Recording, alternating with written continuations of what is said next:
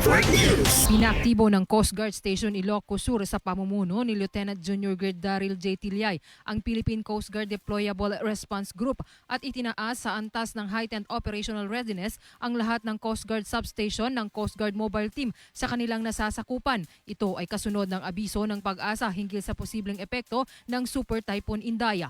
Naka-full alert ang lahat ng tauhan ng mga kagamitang pandagat at handa para sa agarang deployment upang magsagawa ng preemptive evacuation, search and rescue operations sa pagpapatupad ng maritime safety at pagbibigay ng humanitarian assistance kung kinakailangan. Patuloy na minomonitor ng Coast Guard Station Ilocos Sur ang mga pagbabago sa lagay ng panahon at nananatiling nakatuon sa pagprotekta sa mga komunidad sa baybayin, pagtitiyak sa kaligtasang pandagat at pangangalaga sa buhay at ari-arian sa buong lalawigan ng Ilocos Sur. Naninindigan ang Coast Guard Station Ilocos Sur sa kanilang misyon na magligtas ng buhay, itaguyod ang kaligtasan at seguridad sa karagatan at magbigay ng mabilis, maaasahan at tumutugong serbisyo publiko bilang suporta sa bisyon ng bagong Pilipinas. Mula dito sa IFM Bigan, Idol Joyce Vasquez, Tatak, RMN. RMN Network News.